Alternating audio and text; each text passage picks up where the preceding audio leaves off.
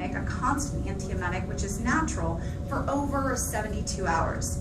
And this is free from side effects, and what we've actually found from my Bible in anesthesia, which is Miller, Miller actually has cited multiple different studies, and they've done a lot of research in regards to acupressure at the P6 point, as well as the benefits of aromatherapy themselves. So all I did was just make the actual, the invention or the wheel a little bit better. Combining the two of them allows for an antiemetic to stop nausea before it starts, as well as to stop active nausea, because let's all face it, we don't run to the drugstore unless we're already nauseous. So this is kind of what I invented, because quite frankly, nothing medically was actually working. Pharmacological drugs, they gave me anything and everything from one side to the other. After my emergency C-section, which I had duromorph in my spinal, and I gave up my cookies constantly for 3 days, and the only thing that helped me was going back to natural medicinal medicine that I had practiced prior to going to anesthesia school, which was the acupressure point at P6, and I'll show you guys that exactly where that is, as well as combination of peppermint leaves. The actual aromatherapy, the scent, naturally calmed my stomach.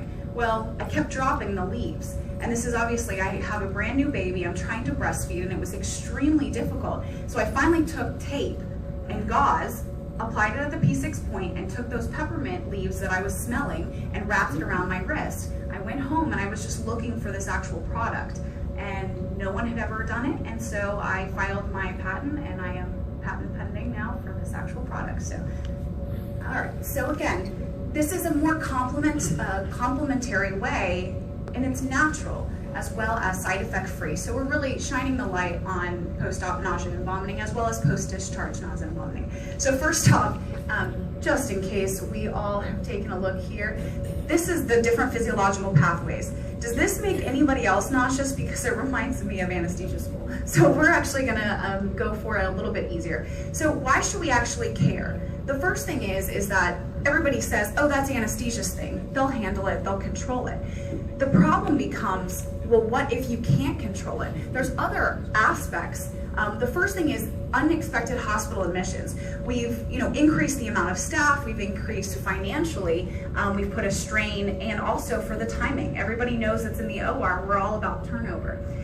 Delayed discharge, we actually have found that 18% of unanticipated hospital admissions, are actually due to the fact of nausea and vomiting, as well as electrolyte abnormalities. We all know that lactated ringers is on a shortage as of right now. So treating dehydration, again, the patient fears, as we talked, and I believe that was one of our first speakers, Dr. Singh, if I'm correct, he talked about the anxiety basis. Well, patients all the time, I go to pre-op them and they tell me, Jackie, man, I'm so nervous I'm gonna be sick. And believe it or not, people are more upset and don't want to be nauseous, but they'll accept pain. And they understand that in the preoperative setting.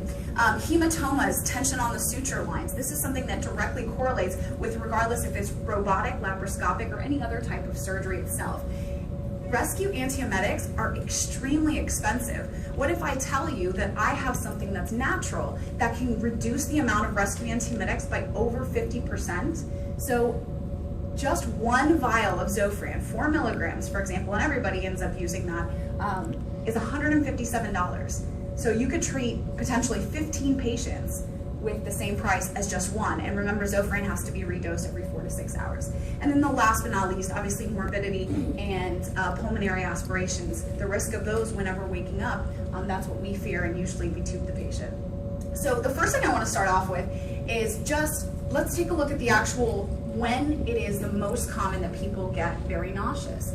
It's orthopedics, it's plastic surgery, and we know that plastic surgery, you are displaying to your patients that you care. This is cosmetic type of surgeries, and they have the highest risk of postoperative nausea and vomiting, as well as gastroenterologists and any type of ophthalmic, any type of vagal response. I poke you in the eye, or even with labor and delivery, the actual vagal response. 88% of women end up getting nauseous and vomiting during the actual birthing process.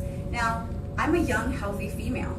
I have 60 to 80% risk factor. Number one, I get 1 point for being a female, because females actually have had a higher correlation with being nauseous after surgery. The second thing is I'm a non-smoker. Anybody who goes under anesthesia is going to get opioids, regardless if they're short-acting or long-acting. We're still dealing with the most common side effects of morphine, and Dilaudid is nausea and vomiting. And last but not least, obviously, a history. I told you all my experience when I had my emergency C-section. I threw up for 3 days straight until I finally said there has to be a better way, and the Nausea presents just that. So again, post-discharge symptoms, this is actually what is the most symptomatic. Again, pain obviously being number one, but what's the side effect of pain? Nausea and vomiting.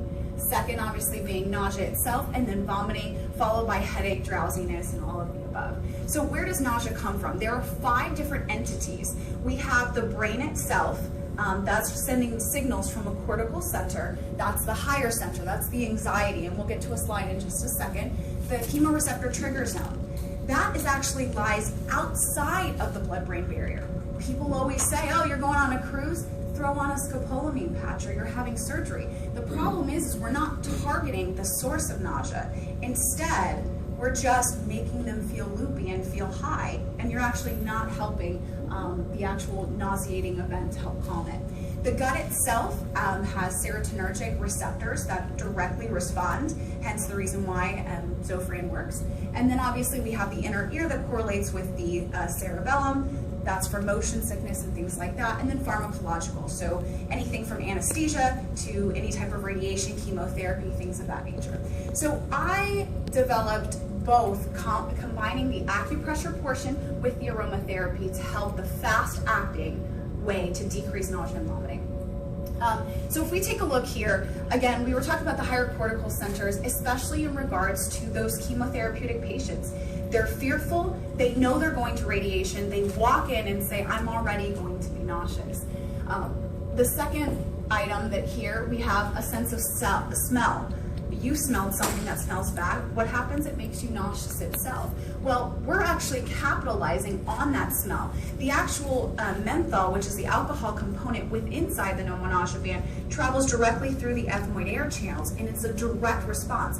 How did the Egyptians, how did they, when they mummified patients, how did they get the brain out? Directly through the nose. So again, it's a direct acting. We have the chemoreceptor trigger zone, obviously by chemotherapeutic agents as well as anesthesia and opioids. We also have from the actual stomach itself. And interestingly enough, Miller found that acupressure at the P6 point is equal to Reglan, 10 milligrams. Why? Because as it helps your smooth muscle, it's a calcium channel blocker, but it allows the muscle of the gut to function as one. As they're functioning as one, the gastroparetic effects increases gastromotility. If you push food down, you have nothing to throw back up. Everything that I've highlighted here is how the nausea band functions, whether that's in the immediate setting or obviously through acupressure, that's going to create those endorphins because of the low frequency, that's the constant pressure that's being applied. So now let's talk a little bit about the chemoreceptor trigger zone. Again, the agonists that are highlighted here, these are the 4 different receptors that I can say that have been already studied and proven to be effective. And this is usually, we only take one class to treat it. So the Zofran right here, this is a 5-HT3 antagonist, a serotonergic antagonist. And then we take a look at histamine response as well as muscarinic. The muscarinic response, as soon as somebody pokes you in the eye, what's your next thing? You become bradycardic, and obviously you're going to throw up. And it doesn't come without consequences. All of the patients that I have, I rarely get pressure point to which of the subspecialized organ systems that we're dealing with. There are actually multiple acupressure points on the human wrist, but the most studied is the P6 point. So if everybody takes a look at their wrist, the first wrist crease here, if you make the OK sign, it actually pronounces your tendons. And some of you have much better tendons, but it's actually the tendons in between the first two. As highlighted here, this is the P6 point, and potentially if you ever were sick, you can hold it, but again, I mean, you need your hands, especially I'm a mom, a working mom of 2, and my little ones would not allow me to basically apply pressure, so why not buy something that's cheap and does it for you? Then the second portion is the antiemetic effects for 12 to 24 hours even after the band is removed. Your CSF has to cycle, and it has to go through all 4 of the ventricles, hence being, the ventricle post-neutremia, the 4th ventricle, is the closest to the apneustic center. So when capitalizing upon the aromatherapy and smelling it, it's actually going to be increasing the amount of oxygen that goes to the brain, and also we have been found by the New England Journal of Medicine to be an effective treatment for headaches and migraines because of that vasodilatory response as well and the calcium channel blocking activity. Once again, the menthol is the active ingredient inside the peppermint aromatherapy. And I will also share with you, because our natural peppermint oil does come from India, that is actually mixed. There is a very small percentage of Brazilian bitter orange. So when you smell the band, and I hope that you guys will come visit our table, when you smell the band, it smells like peppermint, but there's something else. And the reason for that something else is because of the fact that we talked about the plastic. The plastic actually has to be at a melting point at the exact same time where the oil's at a melting point without the oil boiling off, because it would be therapeutically non-compliant if we didn't have the actual aromatherapy within it. Non-pharmacological techniques, like I was discussing before, pardon me. Again, we paired it favorably to metacyclopramide, Reglan, 10 milligrams, as well as 4 of Zofran. I have this, if you guys come over to the table, I do have sample packets for everyone, as well as this slide here. This kind of gives a very medical approach to all of the questions that I know the physicians that have and that utilize my product always ask me. So finally, I put it into a very pretty display, I guess you could say, in regards to what each of the different organ groups and how they function in regards to decreasing antiemetics. So the last thing is when can you use it? Who can use it? Which patients are helped the most? Well, anyone who undergoes surgery for post-op nausea and vomiting, as well as any chronic opioid users. We have anesthetic gases are very toxic to the chemoreceptor trigger zone, as well as neurological. All these stay-at-home moms are on Prozac. It really has a separate effect, especially being that Zofran, droperidol, things that we've been using for centuries, have QT prolongation. We're dealing with arrhythmias now. Personally, I'd rather be nauseous than end up having a cardiac event. So again, we're just taking a look at, if you can see all of the different receptors. Again, this just breaks it down. I know I discussed it, but it's in a little bit of a more understanding form. The one thing that I can say is that the pressure receptors, we just recently actually had our first neurosurgeon who purchased the nausea band, and when I talked to him, I really didn't think that that was one of the markets. Our normal markets are gastroenterologists, OBGYNs, followed by plastic surgeons, and the list goes on. But interestingly enough, he said, well, anytime the patient throws up, it's going to increase their ICP. If we can do anything to avoid that, at least give them that sense to smell the band, relax the stomach, and not have anything come up, I'm all for it. So it was very interesting when I had a talk with him.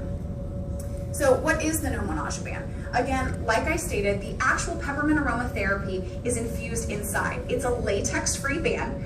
Believe it or not, it is actually a thermoplastic vulcanate, and the peppermint itself stays good for about 2 to 3 weeks. It's completely waterproof, so you can go into the ocean, you can go into the pool. The most important thing is that you maintain constant acupressure, because that's what is actually creating those beta endorphins. It's signaling back through to the CSF, and during ferret trials, they've actually extracted and they found that pressure upon the P6 has increased the amount of beta endorphins by over 30%.